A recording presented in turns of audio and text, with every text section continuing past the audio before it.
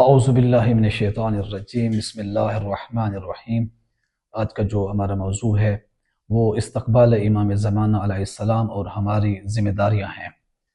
کیونکہ ہم ایسے وقت میں زندگی گزار رہے ہیں کہ ہمارے امام پردہ غیبت میں ہیں، ہمارے درمیان موجود نہیں ہیں۔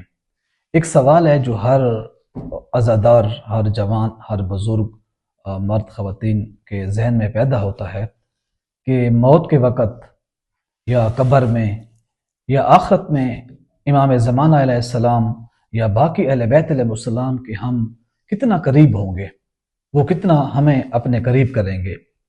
اگر کوئی شخص یہ دیکھنا چاہتا ہے کہ اپنے وقت کا امام اس کو یا اہل بیت علیہ السلام کتنا اس کو اپنے قریب کریں گے، تو وہ اس دنیا میں، اس زندگی میں دیکھے کہ آج وہ کتنا وقت اپنے وقت کے امام کو دیتا ہے، کتنا وقت اہل بیت علیہ السلام کو دیتا ہے، اور آج وہ کتنا قریب ہے اپنے وقت کے امام کے۔ آج وہ کتنا اپنے وقت کے امام کے لیے بیٹھتا ہے، امام علیہ السلام کے لیے زمین سازی کرتا ہے، امام علیہ السلام کی ظہور کی تعجیل کی دعا کرتا ہے۔ تو آج اگر ہم اس دنیا میں جتنا وقت کے امام زمانہ علیہ السلام اور باقی اہل بیت علیہ السلام کو جتنا وقت دیں گے، آخرت میں وہ ہمیں اتنا وقت دیں گے۔ تو اس کے لیے ہمیں تیاری کرنی چاہیے، سوچ کی ضرورت ہے۔ تو ہم ایسے وقت میں زندگی گزار رہے ہیں کہ ہمارے امام پردہ غیبت میں ہیں، ہمارے درمیان موجود نہیں ہیں۔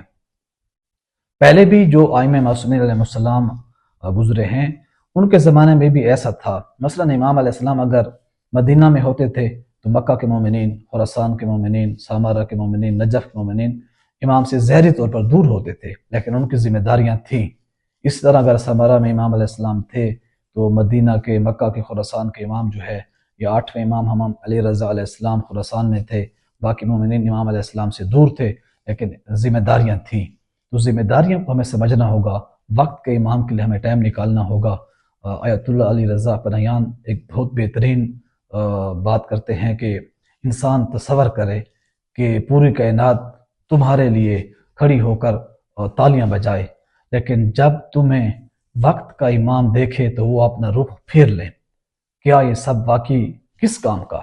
یعنی دنیا آپ کے لیے تالیاں بجائے، آپ کے لیے کھڑی ہو جائے، لیکن وقت کا امام جب آپ کو دیکھے، وہ آپ سے رخ پھیر لے، تو یہ دنیا کا کھڑا ہونا کسی کام کا نہیں ہے، لوگوں کی تالیاں بجانا وہ کسی کام کا نہیں ہے۔ یقیناً ہمیں احتیاط برتنی چاہیے، لوگوں کے بجائے اپنے وقت کے امام کی خوشنودی حاصل کرنی چاہیے۔ یہ ہمیں اپنا فوکس رکھنا چاہیے اور ٹارگٹ رکھنا چاہیے۔ السلام علیکم ورحمۃ اللہ وبرکاتہ۔